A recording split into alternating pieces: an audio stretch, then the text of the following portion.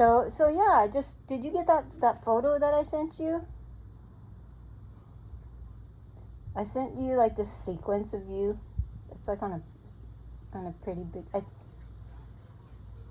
Yeah, yeah, yeah. So I can see it, the gist of it. yeah. Okay. Cool.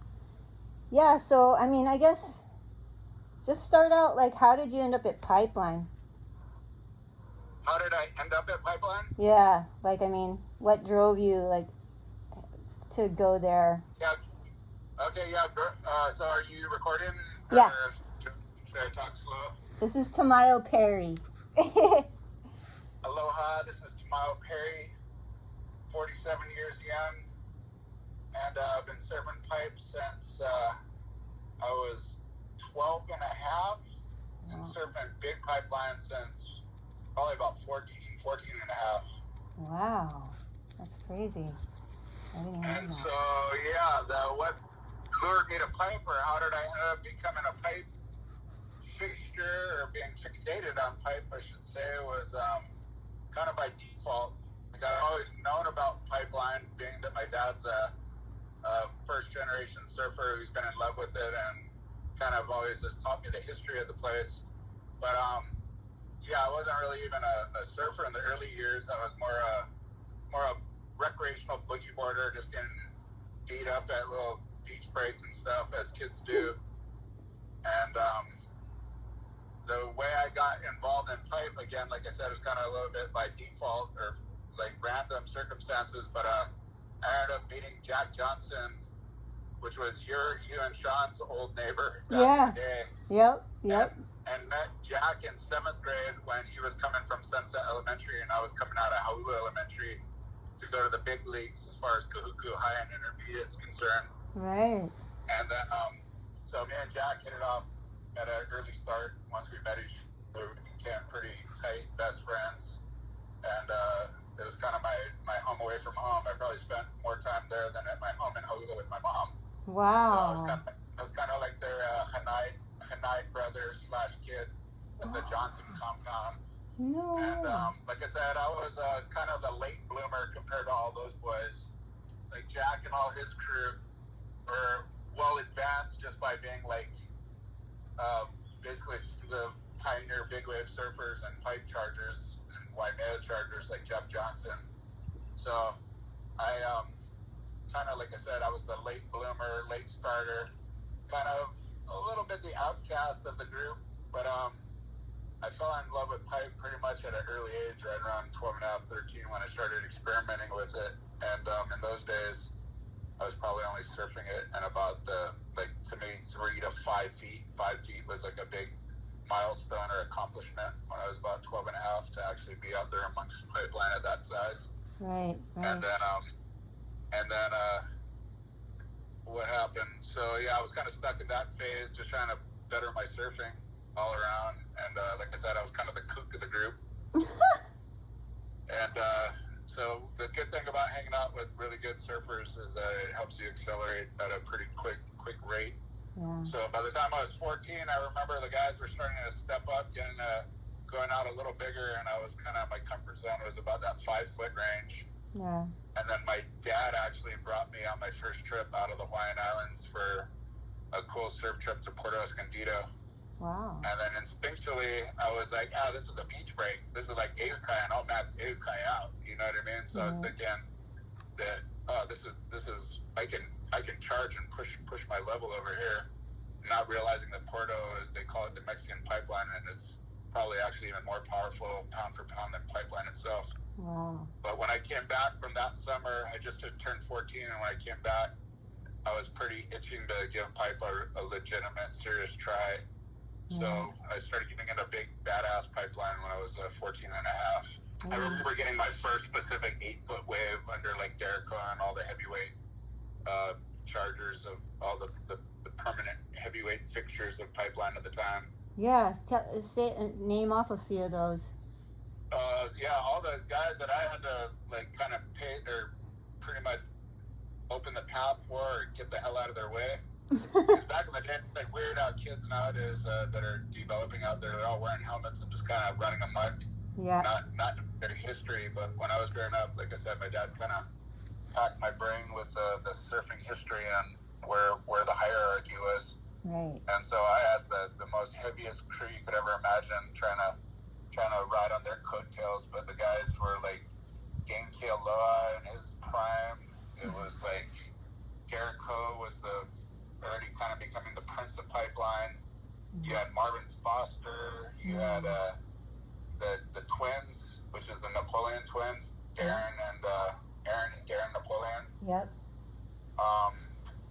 Who else do we have out there? Johnny Boy Gums was the dark nemesis, but phenomenal surfer. And then the guys that were immediate over my age group, just by a couple of years, were like the likes of Sean. Oh, actually, I don't want to even put Mike and Keeman out there.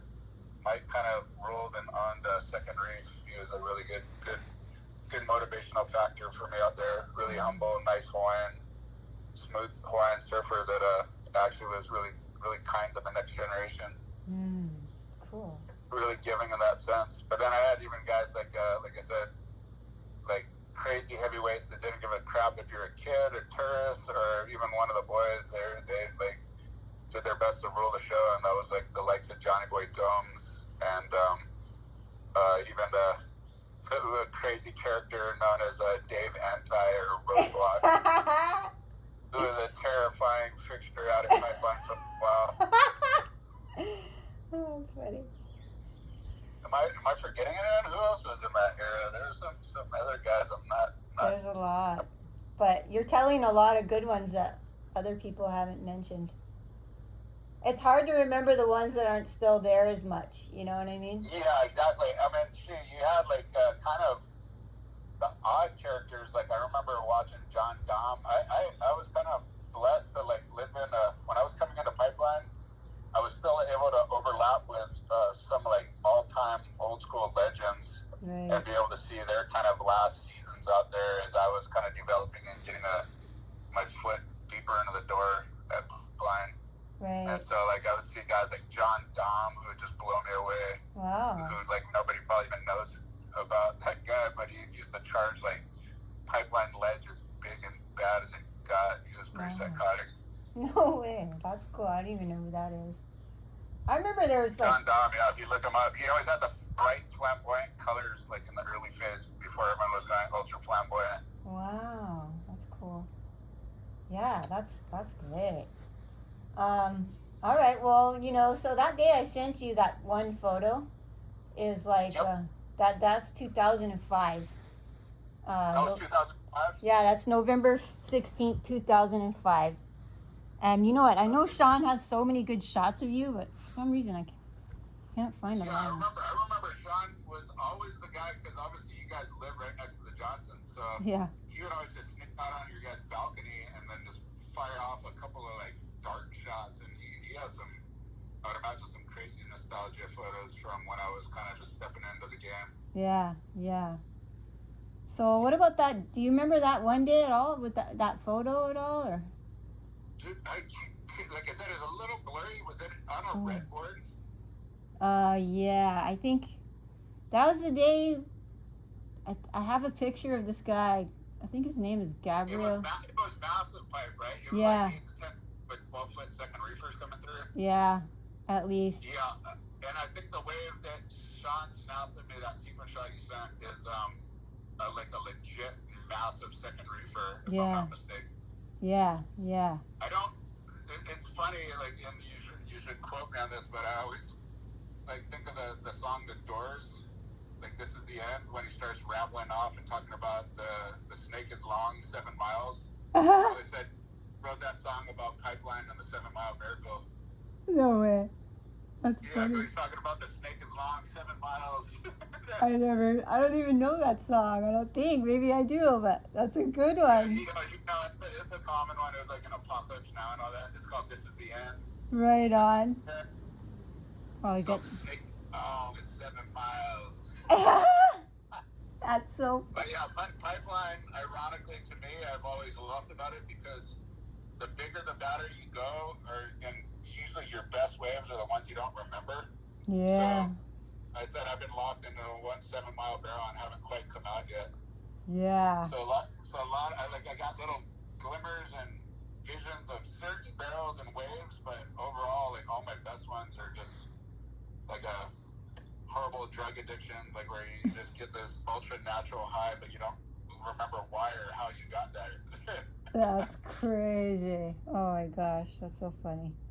Yeah, but I definitely remember some. I kind of vaguely remember that wave. And sometimes when first reef is really sketchy to me, and a little bit like doing some like unpredictable stuff, I'll tend to maybe creep off and be real selective waiting for that one wave. Yeah. And that was one of those kind of days. I remember it was kind of packed on the first reef ledge. Yeah. That was kind of my early years of starting to explore off of the ledge and kind of find my little niche on the outer part of the reef. And I remember I don't even think I got many waves that day. I probably got anywhere from 3 to 4 legitimate waves, with that one being probably one of my better ones. Wow. I don't even think I got super deep in the barrel, but I just remember how big that cavern was. It was a massive one. Wow. Yeah, it was just huge that day. But Yep. Did you guys might have just been out of that house for a couple of years, right? And yeah. Then Sean walked down the beach like how you normally would do. Yep. Yeah, I don't think you guys are living at that house anymore. No. And I don't know, what do you think, Tamayo? I remember I think the 2000s is like everybody I'm talking to.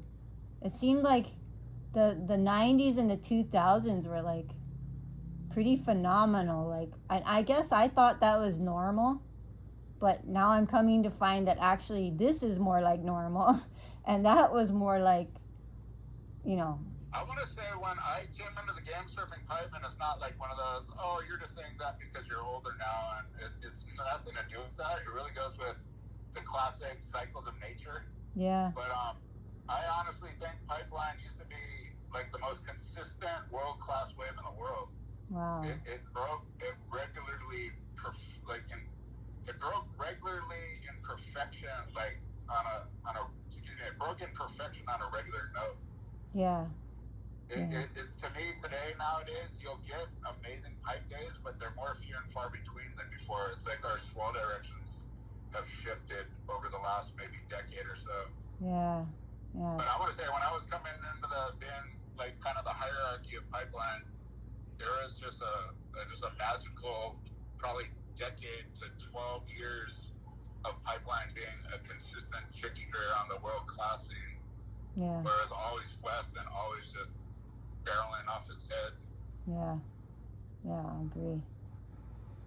Yeah, so tell us about, okay, so the one thing I've been asking everybody is what do you consider like a second and third reefer? And then the other thing would just be like, what does it take to catch one of those bombs like that one I sent you, a second, third reefer? Just rephrase the question or start the question from the beginning. Yeah, so the one thing I'm asking everybody is, what do they consider a second reefer and a third reefer? Like, people have different views on what the second and third reef is. And then the second question is how do you catch one of those outer reef waves? Like, what does it take? Okay, so yeah, second and third reef are dramatically different in the sense that third reef is more of an indicator. Okay. So there is a third reef that breaks massive, and when second reef, in its rarity, is breaking in that 10 to 15 foot range, or I'd say 12 to 15 foot range. Yeah. It's a real special swell in size and direction that does that. Okay. It doesn't happen all the time, to be honest. Mm-hmm. But when second reef's doing its thing and its rarity, third reef, like I said, is more an indicator, and it literally will break as big as, I want to say, 15 to 18 feet, if not 15 to 20 foot at third reef. Yeah. And it shows more of an indicator, but because of like a shallow gap of reef that extends pretty far out, it slows third reef down until it hits second reef. And then second reef is basically, when it's really doing its thing and intimidating and formidable, it's actually becomes like a massive big brother of the first reef ledge. But it's definitely breaking in a bit deeper water. I want to say second reef breaks and roughly about maybe on low tide like a 12 to 15 foot water depth. Wow. Whereas first reef breaks anywhere from 4 to 8 feet deep. You know what I mean? Yeah. So that kind of distinguishes why and how those three reefs activate differently. Right. But third reef is super, that's like a unicorn. There's maybe only the Greg Knoll wave that was even attempted near third reef, and I don't even, honestly, when I watched it, I don't think that was technically third reef. Right.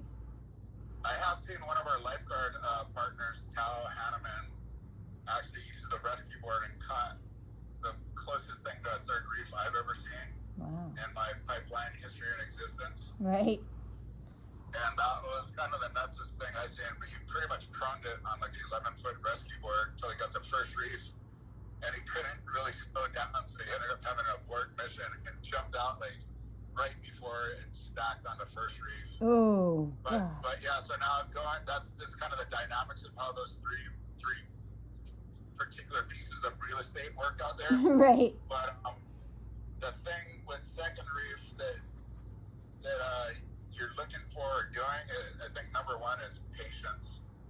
It's like even if a wave is breaking out there, it doesn't mean it's necessarily going to be a good one. There's a lot of I don't know how to explain it, but there's a lot that goes on to actually have a successful ride from second reef. You can get a lot of second reef waves, but they turn into what I call like a reverse sunset. Yeah. But with way more power. But it has a very similar feeling to massive reverse sunset beach. Right. Interesting. But there's moments where it becomes first reef pipeline's big nasty brother. You have such a good way of explaining things. It's so interesting. Yeah. So you see the second reef as being the whole thing. So that peak outside of the main peak, like just to the right, and that one like way out there, outside off the wall. And like direct like coordinates, I would say pipeline breaks maybe like, I mean, you circle with me, what is it, like anywhere from 15 yards to 25, maybe 30 yards off to the boil. Yeah. To the boil? Yeah. Is that about right, you think? I think so, yeah. It's pretty damn close to the beach, you know? Yeah. And then second reef, I even like have I even get more detailed where I personally believe there's even a 1.5 reef. I call it pipeline 1.5. Yeah. And so there's a 1.5 reef, which breaks like just maybe, I want to say at the 35 to 40 yard line. It's only a chip shot just outside of the actual right. normal reef. Yeah. And then second reef laterally would be, I want to say it breaks pretty far out, so that could literally be like more on the 50 to 60 yard line. Okay. Maybe a little more, probably like 60 to 70 yard line out off of the normal first reef pipe. And then third reef is just way the hell out there. I wouldn't even be able to give you a coordinate on that one. Wow. Yeah, that's interesting. I don't know. I call that one way out there, outside off the wall, you know, Mike Stewart, where it looks like he's towing. I call that the third reef. But it's the third reef, but it rolls in and it breaks out there. But what you're describing is almost exactly like how Cole describes it. How Cole's explaining it? Yeah, Cole's pretty detailed. Yeah. Like he says the same thing, like it's all the second reef, and the third reef is just that outside foamy, and that there's Don't that. Get me wrong, I got smashed by like probably, I haven't seen a swell that big in ages, but this past winter, towards the end of the winter, Yeah.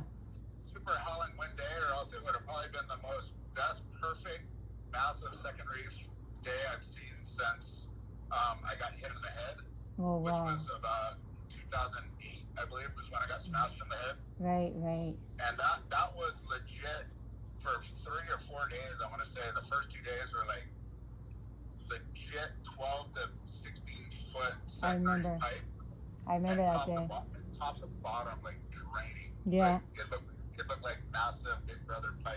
Yeah. Like Big Brother first reef. That was the first time I've seen it like that too, in a really long time. Yeah, I've never seen second reef really that hollow. Yeah. And then I just experienced that again, tripping out, but I got caught by like, I want to say like a 15-foot top to bottom pipe wave. Oh, no. Right on the outskirt of second reef, which is way the frick out there. Yeah. And it was still breaking top to bottom, and I ended up breaking my Chuck Andrews. Oh, shit. Yeah, I was in tears. Oh, no. I was personally fine, but emotionally, I was pretty sad. Oh, shit. Oh, that's crazy. That sounds so scary. Wow. Physically fine, emotionally distraught. Yeah. So, I mean, like, what is it, a little bit more about what does it take to catch one of those? Like I said, patience is the biggest factor, because it's, a lot of times you'll be glimpses of it, and it does shift around quite a bit. Yeah. But, it's, like I said, there's and you just might not be the right distance out. So it's, like I said, it's very lurchy, a little bit more massive sunset factor. So you gotta, I don't know, you just gotta be, I don't know how to explain it. You got, for one, is patience. For two, you gotta be kind of almost a little bit patrolling. Yeah. Like in the like hunt zone. Yep. Yeah, definitely. First reef pipe always breaks in the same spot every time. Right. Second reef doesn't necessarily always break in the same spot. Right. No, that's true. Cool. Yeah, right on. Well, I don't know. Anything else?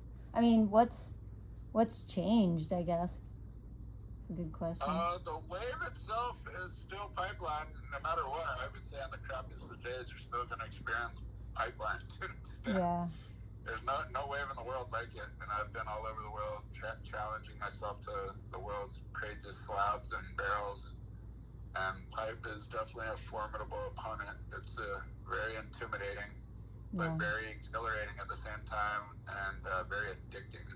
Mm-hmm. So if you don't want to waste your life, probably stay with pipe. Because it'll suck you in and just waste hours of your life, whether you're standing there with me and Lane in the parking lot, or in the beach park and watching you, or freaking palling out, getting destroyed by guns. It's this is a wild and woolly experience that just is full of exhilaration and intimidation, and just, I don't know what to tell you. But it's not really, you're not really wasting your life, though, right? I mean, it's I don't know. I guess you all speak for yourself. I wouldn't change it for the world, put it that way. But at the same token, most people would be like, well, how'd you go? Tell me about some of your best barrels. Well, I don't remember, but I know I got some really good barrels. But I just don't remember them. It was like a black book, but it was exhilarating. That's so funny. No, you know what? How does that work when you spend your whole life to obtain this, but you can't even remember it because it's so adrenalizing that your endorphins are firing off so rapidly and at the highest level that you can't even remember the enjoyment of it. Yeah. But yet, that's what you dedicate your whole life to, to not remembering the exhilaration. I know, it's weird because, I'm asking. The only reason I know is because I have all these records. But after a while, it's just, I was out there so many days like that. And it becomes one foggy, long wave. It does. It really does. I'm about the 6 mile mark. I haven't really quite hit the 7 mile of that barrel yet. Right on. And so, you've been doing this for years. How do you keep going? I'm the oldest guy out there. The only guys who had me for a while was Liam and Reynos by a little bit, and then Kainoa McGee was a little bit before me, but then he's not even as frequent out there, and I'm probably the only guy next to you that's still out there on a consistent level. Yeah, well, no, Greg. Well, he's not out there all the time, but he's still. No, Greg's barely out there anymore. Like I'm still out there just because, thank God, I'm able to lifeguard, so it's it's a second chapter of my life that still allows me to partake in pipeline in that sense. That's true. But yeah, if I wasn't blessed with that, I mean, it's easy to. It's one of those places, and it's definitely a thrill sport that it's a use it or lose it. If you're not maintaining, it's easy to just not want to do it anymore because, like I said, it's a really, really ominous and formidable opponent. Yeah. But it's a great place to test your skills against nature, even though she's always going to win. Yeah. But she just might open up and let you have just a moment of pure bliss and just an anxiety that is just so exhilarating that you want to change it for the world. Like I said, it's a pretty amazing place. Yep. But she deserves utmost respect, bottom line. Yeah. But yeah, like I said, I've been out there since 12 years old in the 5-foot range and charging big pipes since 14 and a half, basically. Wow. And I'm 47 now. That's crazy. And what's it like being a lifeguard? When do you start lifeguarding? What's it like? No, I mean, now you got to go save people out there, right? Yeah, you're always saving your own ass when you're out there now. Change the whole game around. But it's cool because, like I said, I mean, even in my surfing years, if something happened near you or you had the ability to help, it's a pretty awesome thing to be able to give someone a second chance. Yeah. You know what I mean? So, and just by my experience, I feel like I'm allowing even a better chance for somebody to actually pull out of a bad situation. I mean, obviously you can't save everyone when the Lord wants you. He wants you. There's no getting around that. But I'm there to do my best to help people have a second chance, which is pretty dang awesome in its own right. And like I said, just those years of 30 plus years of experience is definitely just gives me the confidence for one, and for two, it's a good thing for those that are out there giving it a shot because I'm able to kind of be your guardian and help you through it. Yeah, that's so cool. I also don't like people depending on lifeguards. Like you better have a pretty solid game on your shoulders. It's like literally coming to the world's most gnarliest, formidable mountain, like trying to climb the peaks of Mount Everest or something. You know what I mean? You better have a little bit of a physical and mental game with you, and not just think that this is something cool to do. Yeah, we get a lot of those now. A lot of people depend on us lifeguards, and I think that's a crappy way to go about inducing yourself into the pipeline realm. Right, definitely. And what about jet skis? How does that factor in? Jet skis are a great piece of equipment as far as safety goes. It's definitely enhanced our game. Yeah. They if they're in the area, they can have the ability to get you through some pretty nasty surf, whereas when you're just a swimming lifeguard and just pulling the person until you get exploded in with them, it's effective, but like I said, the jet skis are just that next level and advancement as far as water safety goes, which is pretty cool. Yeah. Well, I have to ask you one other question. It's just, how does it feel to watch your wife going out there? It's huge. I love it, and what's cool about it is it's just given us such a companionship that I don't think a lot of people are able to experience. I don't know, unless you're like I said, climbing mountains together or doing something extreme. But it's really awesome to be able to have that companionship out there and to be able to go home and relate to that. There's something special about that in its own right, and it's nothing but a blessing I feel from the good Lord. Wow. But yeah, my wife, you know her for a long time. She's addicted to pipeline too, and I think that helps our relationship out. She's like both of our mistress. Yeah, that's true. Oh, that's cool. What a cool thing. She's not bad if she knows I'm serving pipe and I'm late for dinner, put it that way, or vice versa. Yeah, same with this family. In a different way, though. In a different way, but similar. But still, he's still yeah. It's hard to pull your eyes away from that place. It sure is. We're still addicted after all these years. It's pretty cool. I think it's cool. But yeah, well, thanks. That was an amazing interview. Any last, I mean, Thanks I for being. yeah, I just got to get consent from you. Like, so I'm just going to say, like, this is my dissertation. It's called Intelligent Movement. It'll be going in the UH library. I might use quotes for social media or something, but probably not. I don't really go on social media, but to promote my dissertation, which is just in the library, and it's on a digital archive as well. So do you consent? Yeah. See. As long as you don't make me sound like a dummy. Oh no, you definitely don't sound like a dummy. No, yeah. Don't give too many secrets away with all the stage parents these days. I know. No, it's hard because I'm trying to give like an authentic depiction of what we're all doing. But a lot of it is this emotion and feeling. Yeah. But yeah, I consent. I'm good with you doing it. Like I said, I appreciate you. I've known you for a long time, so just don't make me look like a dummy. Oh no, never. Yeah.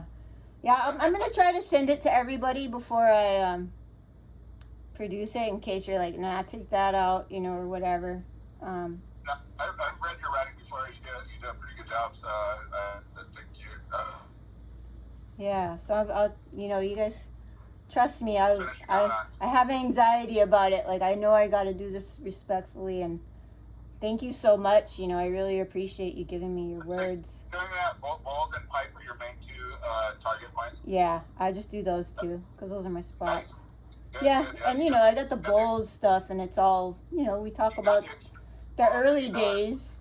So I was gonna just like do all the interviews, like full interviews in the back, and then I decided no, that's for us to keep, because you have to be careful how you present it, because you don't know how people will take it, receive it, and you have to. You all good, girl. But right on. Thanks so much, Tamayo. I really appreciate it. Okay, guys, pleasure talking to you, and good luck on getting a good grade. Yeah, and like I said, everybody who I talked to about pipeline, of course, they all mention you as the main guy out there. So I'm glad I have a quote from the main man. That makes me happy. Yeah, right on. Thanks, Tamayo. All right, lady, have a good day. I'll tell Sean I said hello. I will. Okay, aloha.